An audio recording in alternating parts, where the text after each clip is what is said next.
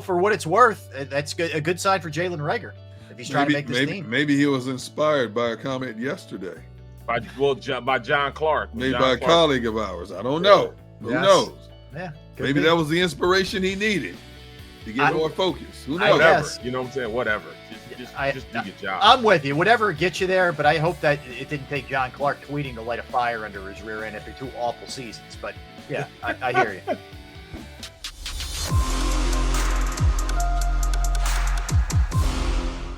That goes. So let's get into the Eagles talk, guys. In practice today, they were in pads. They're not tackling to the ground. Quez Watkins did leave practice today, but it was just an illness. They say it's nothing major. Just don't want to take any chances. Very hot day here in Philadelphia. If you are not in this area, it's pretty hot for the folks out there today. You know what? You look at the weather report. It says warm. Like I was looking at a couple of days before. It says warm. On today, it just says hot. It's hot. Yeah. You know what I'm saying? Yes, I hear you, man. It's sticky. It's one of those days when you walk out, you're like, whoa, all right, get a little punch in the face action. So Barrett, you had I was monitoring. Practice ended, by the way. They went about an hour and 35 for what it's worth. Okay. An hour and 35 today. So started at 10. They ended about 11:35. As I'm monitoring all the beat reporters who were down there and the folks who were down there, for the entire practice. The theme that I kept seeing was the offense looked pretty good. Big plays from Jalen Reagor, who we'll get into in a second. Big plays from A.J. Brown, perhaps the catch of camp so far from A.J. Brown on a 9 route. Those kind of things. But you said something interesting during our pre-show meeting, which was around 11 o'clock. Practice was still going. You said, I guarantee you the reports will come out today that the offense looks better than the defense. So, Barrett, tell us why you thought that, and that's exactly the way it played out. Oh, did it? What's the best unit on this team? Everybody talks about the offensive line. This is when they can really mix it up and show who they are. When you talk about the best unit, those guys coming off the ball in concert gives you, what you want as a team, as far as toughness, the ability to do what you want and dictate what you want, dictate tempo on the team. And in practice, I'm very sure that during 9-on-7, when they ran 9-on-7, those running backs ran very, very well today. Passing situation, when you have your 5 blocking the defense, they're going to bolt a little better. It gives you a little confidence as a quarterback, knowing that you can stay back, you can sit back there and maybe hold it a little longer, let things develop in front of you because you have a good offensive line.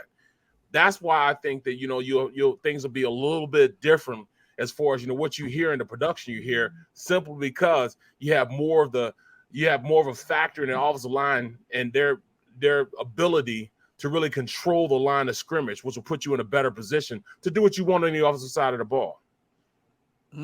That's interesting. And obviously, you've lived this, right? So that's you're right about that. If there's going to be a unit that you feel good about, going out there initially without having a lot of cohesiveness, it's this group because they played together and they're really good. On top of it, you have a lot of talented players out there. So, yeah, a lot of the reports were pretty good throws here, by Hurts. One of the reasons why Reagor had a big day is because Watkins was out of there and he got some, extra looks and reps and took advantage of it. So, for what it's worth, that's good, a good sign for Jalen Reagor if he's trying to make this team. Maybe he was inspired by a comment yesterday.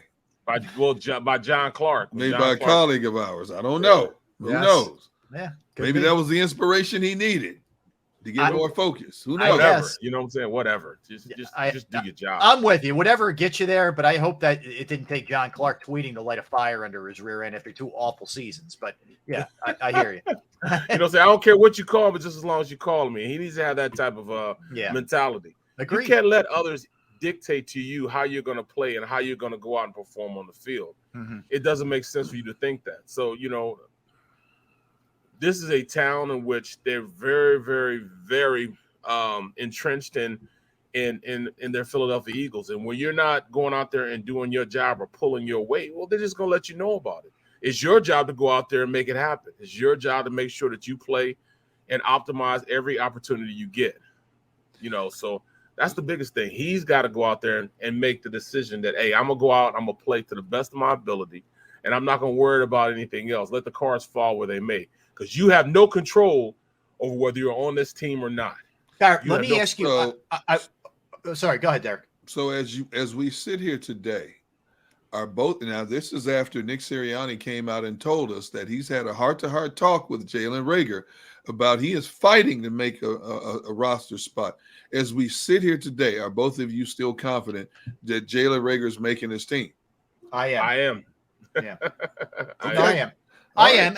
And here's why, Derek. I don't think they want to take the cap hit. Okay. I'll give you 3 reasons. But it's a low cap hit. It's not a big cap hit. It's something. Every team takes a cap hit. It's not a big. If it was like $20-30 million cap, I said, okay, I'm in unison with you. What is the cap hit for him? Like $4 or $5 million? What is it? Well, yeah, I think that's something. But anyway, okay. I think they don't want the egg on their face this quickly of admitting this was a mistake. I think that plays into it. And frankly, if you're asking me, do I think he's got the talent to be the 5th or 6th receiver on this team? I think he does. I just don't know if they've unlocked it yet. A first-round pick, and I'm not disagreeing with you. That is really frustrating when you say first-round pick with the talent to be the 5th or 6th receiver. You're right. It's damning. It's damning. Now, look at Howie's track record. Howie's not one to be bashful about pulling the plug. I go all the way back to when he picked Jaquan Jarrett, 2nd round, safety out of Temple, raving about how this kid could hit. That kid was gone in 2 years. Yeah. Okay. So J. Jaw's still here. J. Jaw second. I wouldn't be surprised if both of them got cut. And I'll go back to what I said. If they're both cut, considering the hype surrounding this team with all the other elements and the depth, and second-year Sirianni, who's comes back, took this team to the playoffs in the first year. He's added more bullets to the chamber. Hassan Reddick, A.J. Brown, so on and so forth. Tart, James Bradbury. You got Devontae Smith. You got 2 number 1 receivers. You don't have a 1 and a 2. You have a 2-1. If there was ever a smoke screen to get out from under mistakes, this is the year. Maybe. It's a $4.2 million cap hit. Yeah, that's what I thought, 4 or 5. Okay. The dead money is 7.8 dead money. Whatever. You start getting this cap stuff, I know everybody's head explodes. I don't want to start doing that, but I'm just saying I think it's a factor. But if he can't cut the mustard, let him go. Yeah. Maybe he'll resurrect his career somewhere else. Well, look, days like this, again, it's practice. You don't want to get too crazy, but days like this bode well for him. But no question. Let me ask both of you guys this. And Barrett, wear both hats. I want you to wear your player hat and your analyst hat, okay, when I ask you this. Like literally, and I'll give, I guess, credit where it's due. Like there are certain guys that keep stats of every single play that goes down, right? Elliott Shore-Parks from WIP, et cetera. There are other guys too that do that. Do you think it's detrimental to players that they're being under the microscope to this extent? It wasn't like this back in the day. Not all that long ago, it wasn't like this. Or should it just be, you should be paying one bit of attention to this? For example, Derek, you bring up yesterday when Jalen Reagor reacted to John Clark saying, Reagor drops another one. He's out muscled by a defensive back and he snaps back at him. Like, where do you guys fall on this, Barrett? I guess I'll start with you on that one. These new wave athletes are just so they're so petty and they're listening to everything on social media. They just download and just take all that stuff in, and you could use it could be used as a tool for good, but it also be used for a tool for bad, because if you're a player right on the bubble, on the cusp of making the team, or being the player you need to be, you can use that as fuel to take it to another level. Notice you got to get your stuff straight. But some people are weak-minded and can't handle this type of scrutiny. So it hurts them a lot. I think Reagor's one of those guys that it hurts. Listening to everything and not really focusing on what got you there in the first place and what you could do to stay there. And that's the biggest thing. Jalen Reagor cannot listen to all the noise on the outside. Just like Jalen Hurts, it doesn't hurt Jalen Hurts. Jalen Hurts uses it as fuel. It's fire. Mm-hmm. He internalizes that stuff, and it makes him a better player. It works opposite for Jalen Reagor. Now, the difference between when I played, we didn't have all that stuff. You know, I mean, you got that information from the coaches, and you yourself know, you know, what's going on. That's the biggest thing. Jalen Reagor understands what he has to do. Just him going out and doing it. Can he do it? He hasn't shown it. One day is not enough to make I agree. squad. Yeah, no, you know I believe me. I hear you. And Derek, you brought it up. I give Sirianni credit for not, you know, dancing around this. He basically said, yeah, he's fighting for a spot. Like, he laid it out there. A lot of these guys come from the college ranks, and I don't care if it's D1, 2, 3, 4, Z, whatever the case may be. And they are told they are gods on campus. They are legends in the making. You know, all they're doing is pat on the back. They're treated with kid gloves. And then you get to the level where you play for pay, and you're scrutinized a lot more. And a lot of times it's negative more so than positive. And players are not used to that, especially today's players. And they don't know how to take that. And so they strike back. If I'm a player with my makeup, here's what I'm saying. You can talk about me as long as you want. You cannot affect me. You can't pin it. It's like water off a duck's back. I'm trying to make a living now as a professional athlete. And I've got my primary objective is one thing, to focus on going out here every practice and showing the coaches something and making it more difficult for them to cut me. That's all I care about. Yeah. You can say what you want to. You don't know me. You don't live with me. You don't feed me. I don't give a about what you say about me on the outside looking in. And that's the way I approach my career in this business. You know, I'm going to be as true as I can possibly be. If you believe me, you believe me. If you don't, that's your problem, not mine. Mm-hmm. I know what my credibility is, okay? And people who know me know what my credibility is. Same thing with an athlete. I know I have potential. When instead of jaw-jacking in the media, you know what? Either number one, don't talk to the media at all. Number two, focus on what you're supposed to be doing, which is playing football. Nothing else matters. See, Barrett, to add to what you just said, a lot of the problem is these players, they don't see initially what may be said about them or hear what is said about them.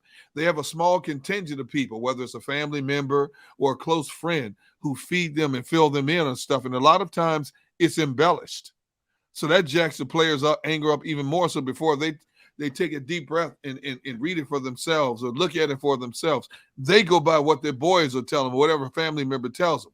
And then all of a sudden, they're all out of that whack mentally and emotionally because they're not used to this stuff. You know what? I'll sit there and laugh at it. You know what? If anything, I'm going to go out to practice the next day. And until I get a pink slip in my locker or until they tell me I make that 53-man roster, I'm going to give them everything I got from start to finish. I'm going to be on time. I'm going to be in my playbook. And I'm going to be out there trying to make plays as much as I can. That's all I'm supposed to be doing. Yeah. Nothing else matters. Well, yeah, I said this yesterday, especially when you haven't played, you're not playing well. Like I don't really care what your method is if you're a good player. Like if you reading John Clark's tweets pisses you off and you go play well and you're a good, okay, whatever. I don't care. But if you're not playing well, dude, you just have to read the room. What are you reacting to that for? What do you care about that for? If a player is inspired by anything the media says and makes them elevate their game that much, they should give that media person a percentage of their deal, to be honest. It just worries me about him generally, that we're still going through this stuff in his third year. Muted. Barrett, you muted, man. And that's it right there, Rob. When you're up against the trouble, you got to meet it squarely face to face.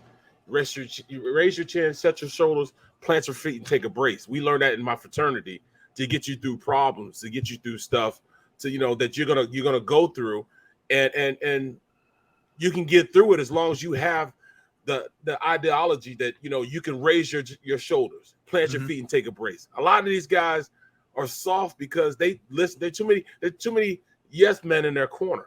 You know what I'm saying? They've heard too much about how good they could be and not lived up to what those standards should be as a player. If you're told, oh, you're fast and you're untouchable, and then you get up to where everybody else is fast and they're touching you now, they're faster than you are now, then you're like, all right, what am I going to do now? You may have been in a position where you were the best thing since sliced bread in that town, city, or state that you were in. But they got to understand, when you get to college, there may be 3 or 4 All-Americans. You get to the NFL, everybody was an All-American. Yeah, I agree. Everybody in there, work to get to where they are. Yeah. So it's not, it's easier getting there, but the hardest thing is staying there once you get there. Amen. Yeah. Well said. Well said. Hey, let me give you this. I don't want to keep harping on this thing, but like the tanking thing, just to swing it back for a minute, and then we'll go right back to the Eagles. But in these findings, there's I'll read you a quote. On a number of occasions during the 2019 season, Mr. Ross expressed his belief that the Dolphins' position in the upcoming 2020 draft should take priority over the team's wins and losses. They found that he said that, and they're still getting off on the tanking charges. Say it again. Say it one more time. So, during the 2019 season, Mr. Ross, the owner, Stephen Ross, expressed how important draft position was over wins and losses in the upcoming draft. Tell me that's not tanking?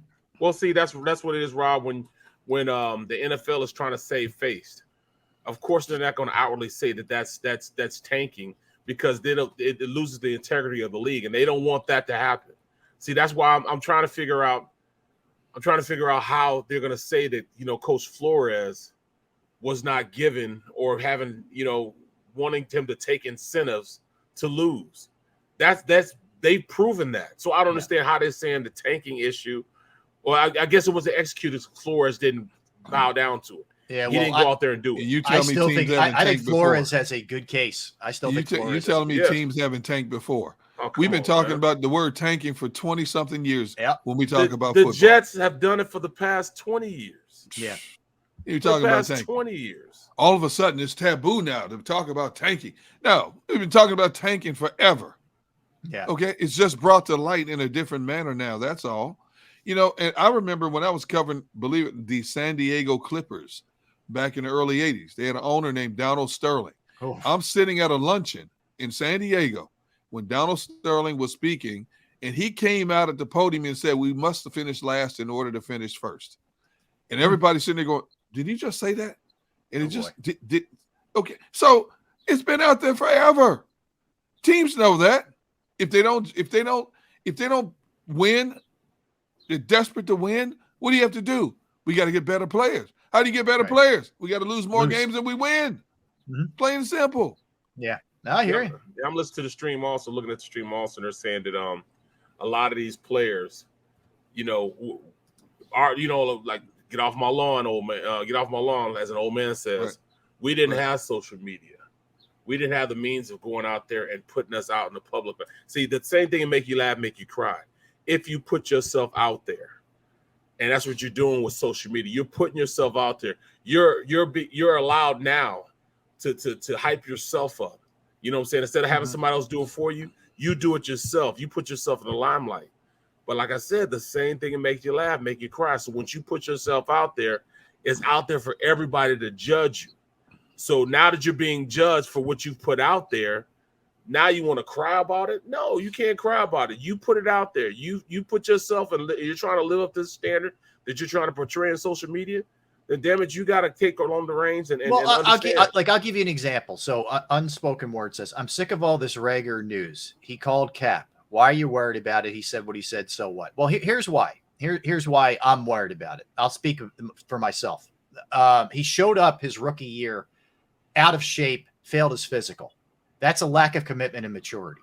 Last year, this same stuff went on where he was worried about social media. He's now in his third year where you would think he would grow up from this crap and not be involved in it, just worry about getting his game better.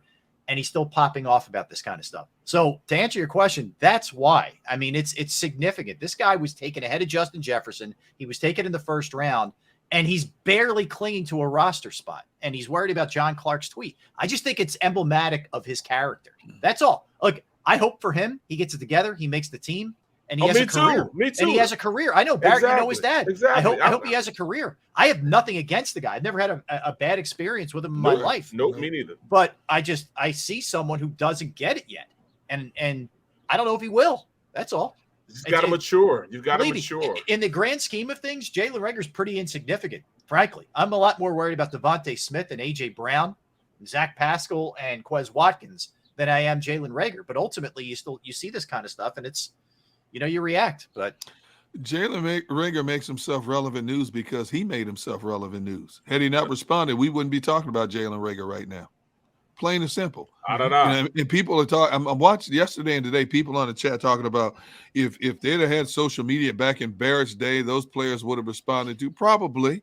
But the bottom line is they didn't have social media back then. Okay, so we're talking about the new era players who feel they have to be in to defend themselves. No, you don't. Your actions on the field defend yourselves. You don't have to verbally defend yourself. But we kind of did the same thing back in our day, even when you first got to Philly.